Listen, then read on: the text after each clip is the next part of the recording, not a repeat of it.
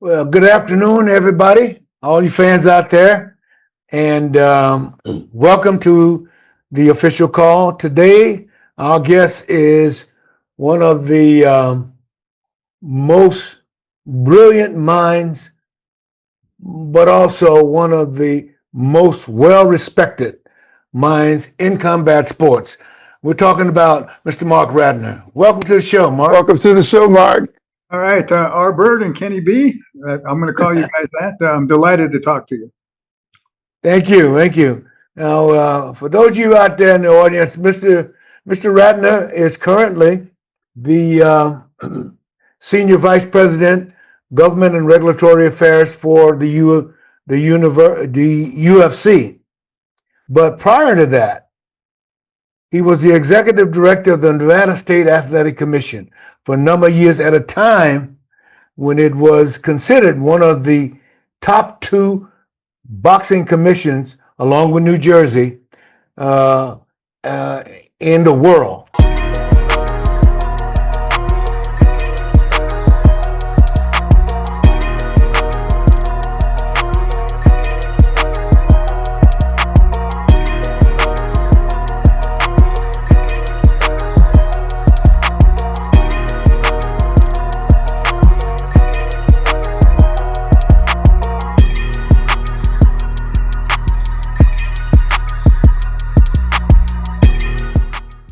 So, Mark, share with us, please, your opinion about that time, that era.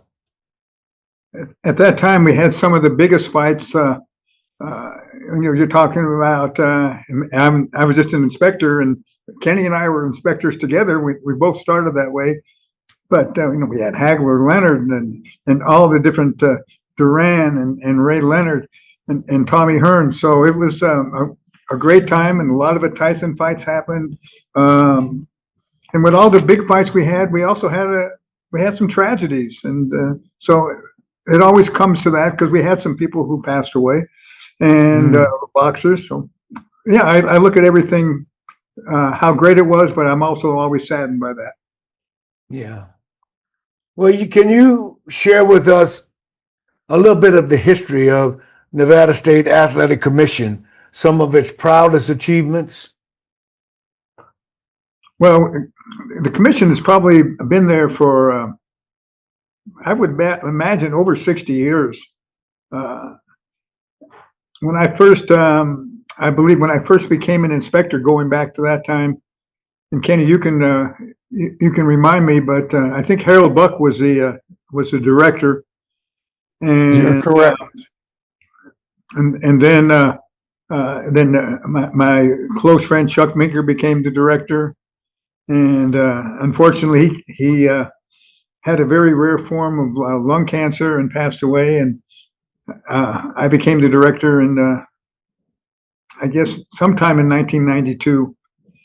So but Nevada has always been one of the leaders in the sport, and that's also thanking the casinos, because the hotels knew it brought the best gamblers in. So it made us a very important state, and we had some of the best officials in the world at that time.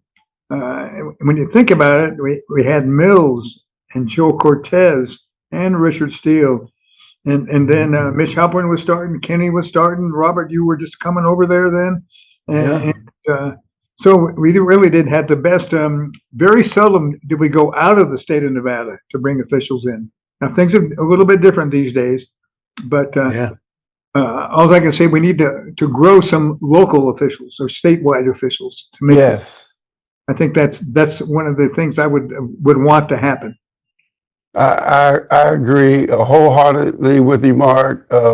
It was Harold Buck that appointed me as an inspector, as well as you. And if I just even would dig back a little deeper, I was teaching school, recruited to teach school when I first came to Las Vegas. I was teaching at William Moore Middle School, and Chuck Meeker and yourself were both refereeing basketball as well as football. And I believe there were a few times you came into the gym. I remember Chuck very well coming into the gim and officiating my basketball games. Yeah, middle school basketball we did, and I loved refereeing football and high school basketball. So yeah, it's been great avocations for us. Yeah, and also you even stepped your game up even higher than that because you went in and started, you know, D1. D1, started football. D1, Yep. and I believe, and correct me if I'm wrong, I believe you may have done a Super Bowl if I'm correct. Well, not as an official, but last year's Super Bowl, we do game day assistant stuff for the NFL, and there's 32 teams who have all these these positions, and my clock operators and myself, we were chosen for the Super Bowl, and in fact, last weekend we just came back from London where we did a Minnesota Vikings game with the Cleveland Browns. Wow. So it's been yeah, the NFL has been good. But I love doing high school football, but college football, I was lucky enough to be chosen to do some bowl games. My last game was the Cotton Bowl in 2006. So, and that really helped me with being the executive director when I was an official because I could talk to my boxing officials saying, I do know what a big crowd is. And it's a little bit different than never having refereed at all. It's hard to Yeah. talk to you guys without having some knowledge. So that was a big help for me. Yeah. Yeah, well, Agree. yeah, I wanted to ask just a quick one before we get to the hot Okay. because this one touches me, Mark. The Fan Man. When the Fan Man, this was a fight between Evander Holyfield and Riddick Bowe. Right. I was standing in the arena and I could see the Fan Man flying around out there, and all of a sudden he's flying in. The first thing that went to my mind was, what is this guy doing? And he flew right into the ring, grabbed onto the ropes. Share what was going through your mind Right. when that happened. I mean, I can tell you it's 1993. I know Yeah. that because I've talked about it so many times. And if it would have happened in 2003, we would have thought it was a terrorist or something. But 1993, Yeah. I did not hear or even know that he was circling around because I'm watching the ring. And so out of the darkness, all of a sudden, I see him come down. And it's during I believe, the seventh round with his feet over there. And Riddick Bowe's Nation of Islam started beating on the guy with their Yeah. phones. Yeah. But I knew enough from officiating. I went right to the timer and asked him how much time was left in the round. And I said, and then I went to each judge and I said, I don't know if this fight will continue, but make a note on your back of your scorecard saying who's winning the round. Now the irony of that was that one judge had it for Riddick, one had it for Evander, and one judge had it 10-10. And if that judge would have given that round to Riddick, the fight would have been a majority draw, and Riddick would have kept his title. So it did change boxing. And Evander, Oh man. Right. Yeah. little Exactly. irony. Yeah. Yeah. Yeah. Well, we all know that you're involved in UFC. You've done a lot for the organization. Share with our fans how you jumped into that arena. Well, once again, it's from the commission, and one of our commissioners was Lorenzo Fertitta. And so that he probably was a commissioner around 2000, 2001, maybe somewhere Right, yeah. there. And in 2005, he said, have you ever thought about leaving the commission? I said, no, I got the best commission job, I believe, in the world. And you know how much I love it and stuff. He said, well, we might have an opportunity for you. And so we met in probably Thanksgiving of 2005. And he said, well, we'll talk after the first of the year. So we talked again, and he said to me, I think you can help us grow the sport. And I said, well, like I said, it's a big move for me, and obviously nobody knew how big the UFC would become. But I told my wife, I think it's an opportunity. I really trust Dana. I trust Lorenzo. So we had one more meeting, and this time it was just Lorenzo and I, but Dana came, and it's like a real estate deal. Lorenzo was a salesman, but Dana was the closer. Right. Yeah. Said, I'll come over after we have one De La Hoya, I think it was Ricardo Mayorga. I said, after Cinco de Mayo, I'll come over. So that was on a Saturday. I think that was my last fight, and came over the next week. And your function going into your new position with UFC, explain that to the fans as well, Mark. My job was to go around the country with not only me, but with my lawyer Mike Mersch and Dana sometimes, Lorenzo sometimes, and Kirk Hendrick.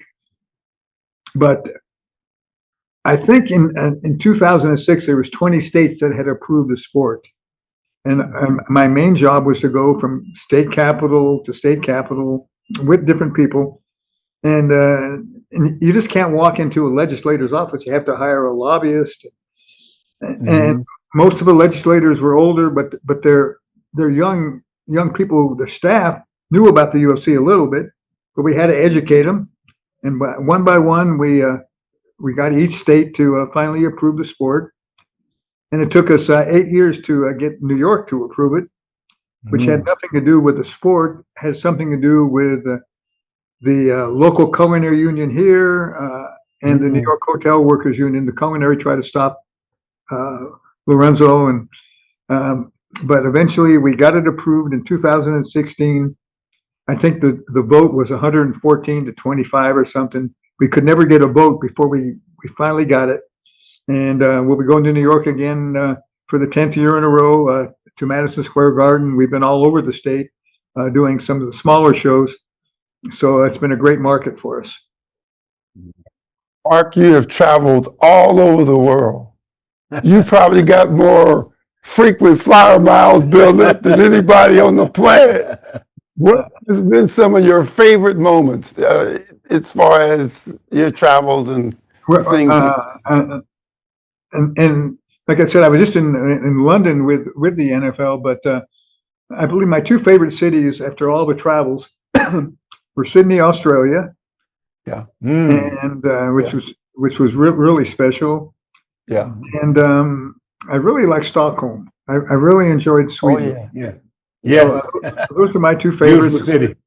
As far as the miles, my daughter wanted to go to Amsterdam, so I with a friend of hers, so I gave her I think 700,000 miles or something. You have to get rid of them. They only let them. Yeah, you got to use them.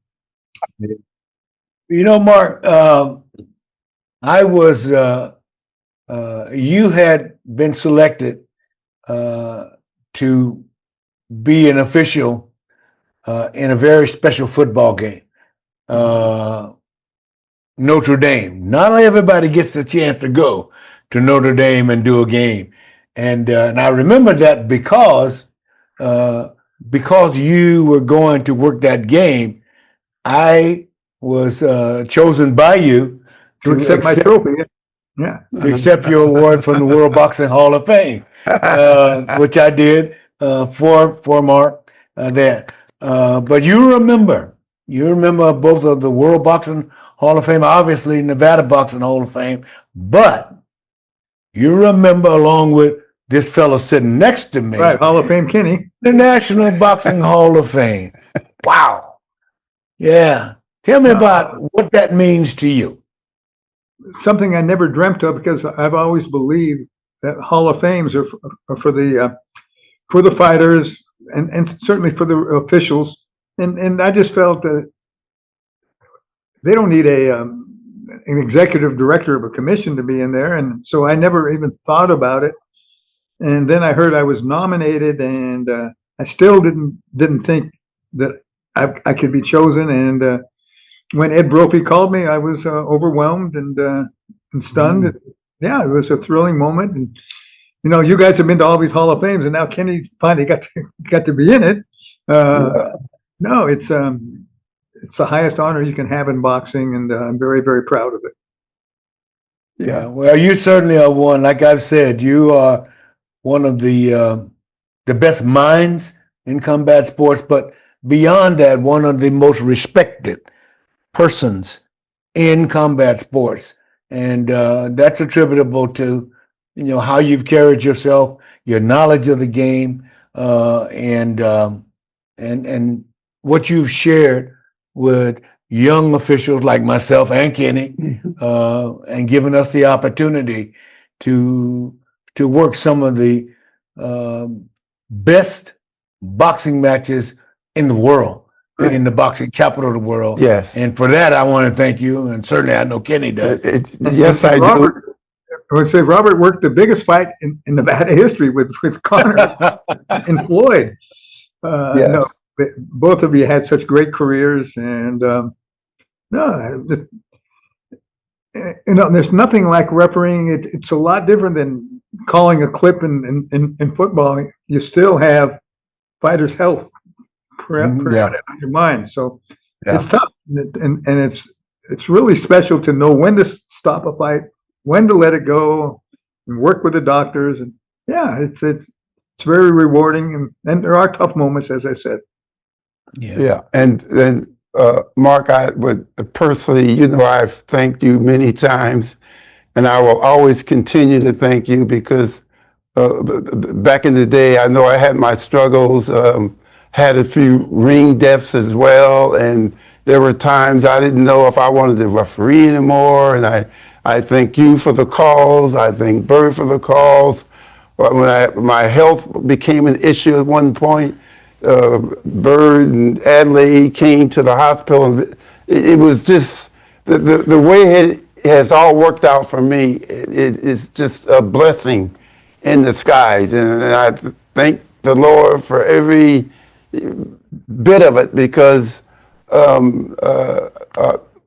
International Boxing Hall of Fame, I would have never guessed, just like yourself, that I would ever be in, but through the team, and I can say the team is what made it possible. Yeah, and we've been very blessed in Nevada to have as many Hall of Fame people as we do. Yes. Yes. Yes, exactly. Which brings us, Mark, what is your opinion? There's a lot going on. Everything evolves. There's a lot going on out there.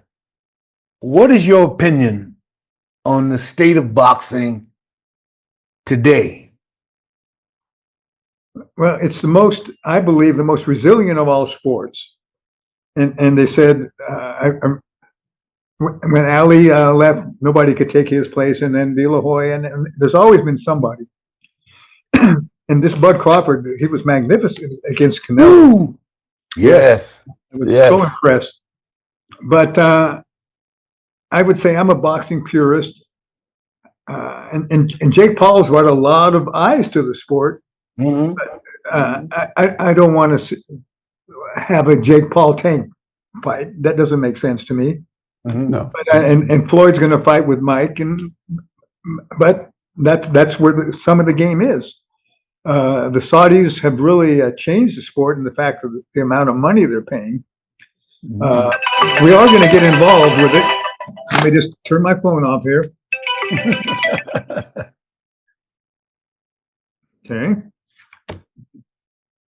Like I said, they brought a lot of money to the sport, and it's good for maybe 1% of the fighters in the world. Mm-hmm. It's very small, but the UFC TKO will get involved in boxing probably in January. I don't know how big a fights we'll have, but we're going to have monthly fights, probably to start with at the Apex. We may start off with a bigger fight. We'll do some on CBS, some crossover fights, I do believe. Not crossover in the fact, not MMA versus boxing, but some that'll be nationally televised. Right now, there's no national television of any sort. ESPN's not broadcasting. We lost Showtime. We lost HBO.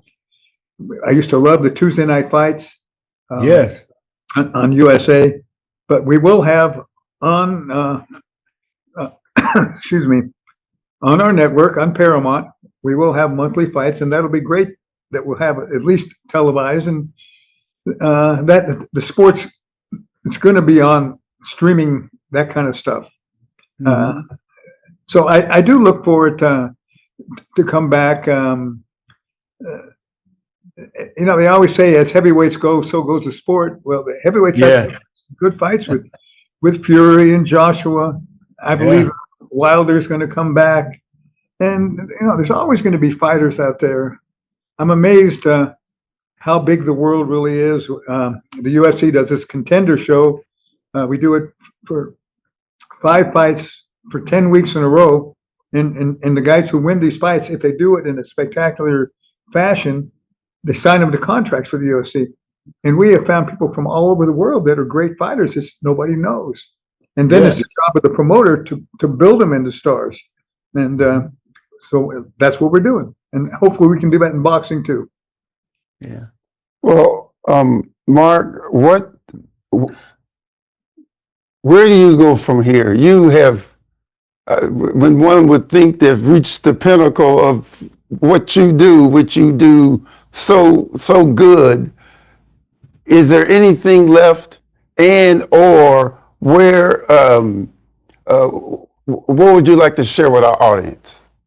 Well, I just said the world is a very big place. I foresee us someday going to maybe Johannesburg or Rwanda or something like that. The whole continent is there. We've been to a lot of places in Europe, but we've never been to Italy. We've never been to Spain. We have a big Spanish fighter now, so I could see that happening. We are going to do a fight in November in Qatar. I don't know why they pronounce it Qatar. It's QA something, but we're doing a fight a week from now, a week from Saturday in Abu Dhabi. I'm going to Vancouver this week for a fight. So I've been able to help grow the sport, and it's just combat sports is still, when the right matchups are made, very special, and we need to have boxing do more of that. No, that's exactly where I was going, because there's so much conversation out there now about the fact that boxers don't box for the entertainment of the fans. It's all about money. It's all about not the best not fighting the best, and that basically has harmed the sport. in a lot of ways. How do we get back to that? Well, that's one of our goals, is to certainly do something like that. You know, I look at Floyd and Pacquiao. It would have been nice to have it 5 years before it happened, but Yes. the sanctioning bodies, they have to work together more, where you can have some of these fights. I mean, with Canelo, they did have a unification, but yeah, I want, if the number one guy for the WBC should be able to fight somebody in the IBF or something. But yeah, it's very territorial.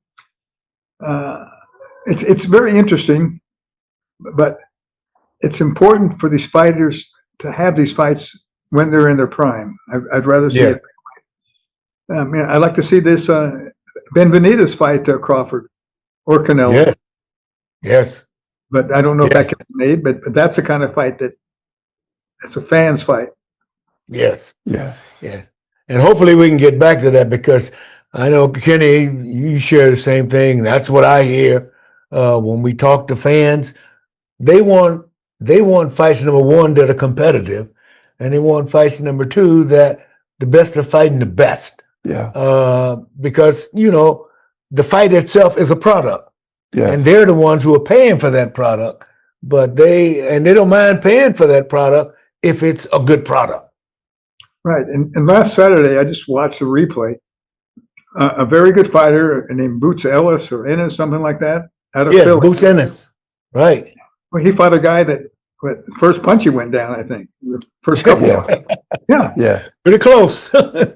And so it was over in a minute and a half of the first round. And maybe it was a tune-up for another big fight coming up. But those are the kind of fights that you wouldn't think they need to make anymore.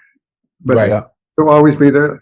So I got criticized for approving Tyson and McNeely, and it's the right criticism. But Mike had been away for 3 years, and McNeely had a glossy record of 49-0 or 49-1. Right.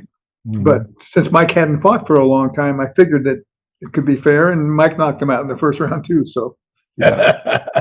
Yeah. It's almost like you can put the right matchup together, but once they get in there, you don't know what's going to happen. that's right. And Michael second to none fought Colin Bay years ago. You probably remember this, Mark. And Michael Nunn knocked him out in the first round. Right, and it was A pick 'em perfect, fight. yeah, it was a perfect matchup, but Michael Nunn caught him with the right punch and the fight was over. So what do you do? Yeah, I had a nice talk with Michael Nunn at the in Canastota. I hadn't seen him for 20 years or so. For years, yeah.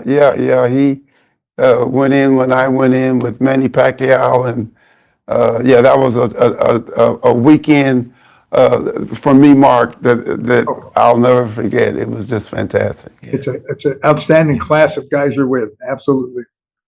Yeah. Well, Mark, we know that you're a busy man, but we are so thankful and appreciative of the fact that you took time out of your business. I'm delighted. You share with us. You're my guys, and on certain fights when I go to that, and I still love going to boxing. Then I miss it being involved, and then the next morning I wake up and I'm happy where I am. But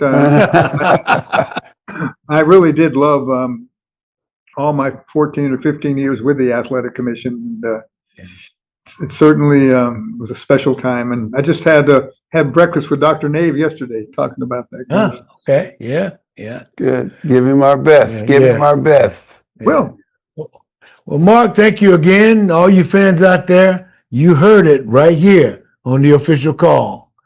All Mark, right, our bird. All the best to you. Yes, sir. Thanks, Kenny B. Very good. Yes. I appreciate it. Thanks. All right. Take care, Mark. Take care. Boss man.